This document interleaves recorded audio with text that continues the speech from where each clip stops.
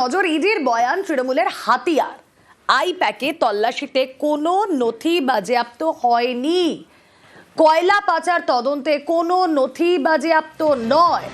হাইকোর্টে বিচারপতি শুভ্রা ঘোষের এজলাসে জানালো ইডি, নির্বাচনী নথি হাতাতেই আইপ্যাকে অভিযান। হাইকোর্টে ইডির বয়ানকেই হাতিয়ার করছে তৃণমূল। ইডির বয়ান তৃণমূলের হাতিয়ার এই মুহূর্তে। অল ইন্ডিয়া তৃণমূল কংগ্রেস যে রিট পিটিশনটা ফাইল করেছিল, প্রথমে আর্গুমেন্ট হয়েছিল মেনটেনেবিলিটি এটসেট্রা এটসেট্রা। আইপ্যাকের হয়ে অ্যাপিয়ার করেছে, সে অ্যাপিয়ার করে দুটো পাঞ্চনামা দেখিয়েছে কোর্টকে।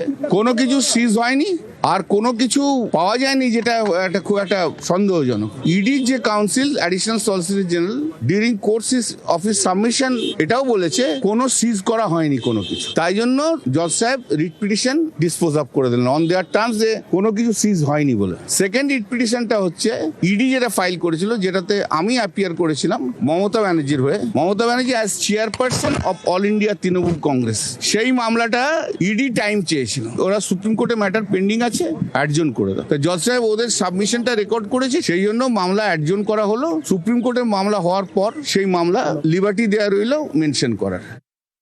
সরাসরি চলে যাই, প্রতিনিধি অর্ণব হাজরা রয়েছেন সঙ্গে। অর্ণব,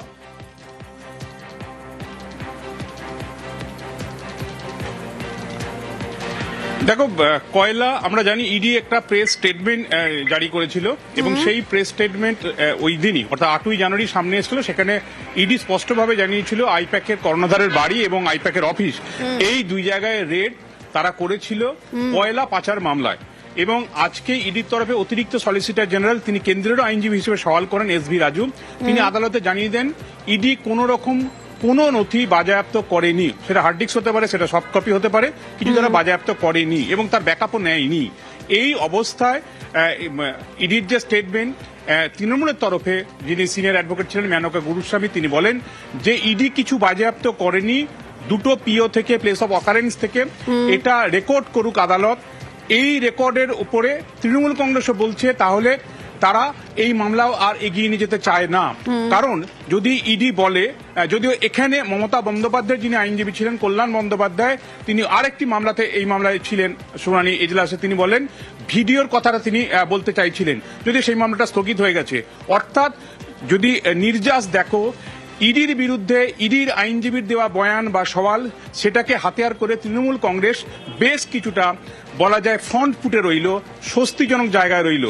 ঘটনার দিন থেকে তৃণমূল কংগ্রেস যে দাবিটার সঙ্গে ছিল, সেই দাবিটা আজ ইডির এই সওয়াল এবং সেটা রেকর্ড হওয়া একটা জুডিশিয়াল অর্ডারের মধ্যে তা স্পষ্ট হয়ে গেল কি না, কোনো রকম তল্লাশিতে কোনো কিছু বাজেয়াপ্ত করা যায়নি।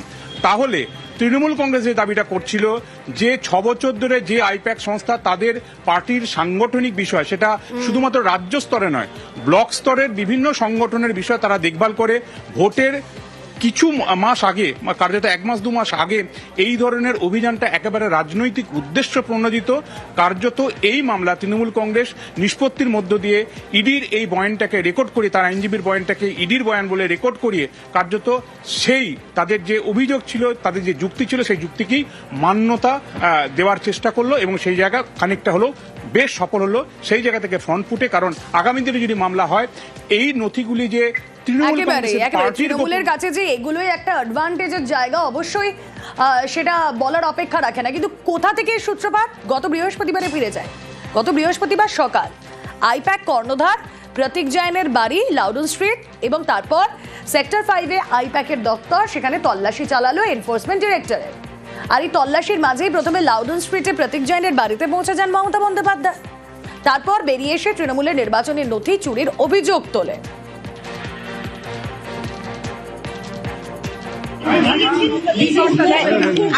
Collect all of our party hard disk, the candidate list, the party strategy, the party plan.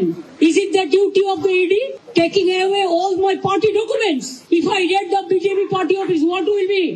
They are collecting all my information of my party. देखो मैंने सब लेके आया hard disk.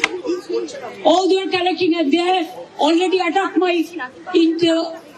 IT office also in fact sector 5. এরপর এই Loudon street থেকে সোজা সল্টলেকে আইপ্যাকের অফিসে তৃণমূল নেত্রী আসেন। তৃণমূলের বিরুদ্ধে রাজনৈতিক ষড়যন্ত্রে কেন্দ্রীয় এজেন্সিকে ব্যবহারের অভিযোগ তোলেন মমতা বন্দ্যোপাধ্যায়। चुनाव का स्ट्रैटेजी पूरा छीन के लिया, एक क्राइम है। आप लोकतंत्र पुलिस प्रोसेस में जीतो, आप एजेंसी लगा के हमारा पेपर लूट करते हैं, करते लूट बोलते झूठ, हमारा पेपर लूट करते हैं, हमारा स्ट्रैटेजी लूट करते हैं, हमारा डेटा लूट करते हैं, हमारा वोटर लूट करते हैं, हमारा बंगाल को लूट करते हैं, हमारा भाषा को लूट करते हैं।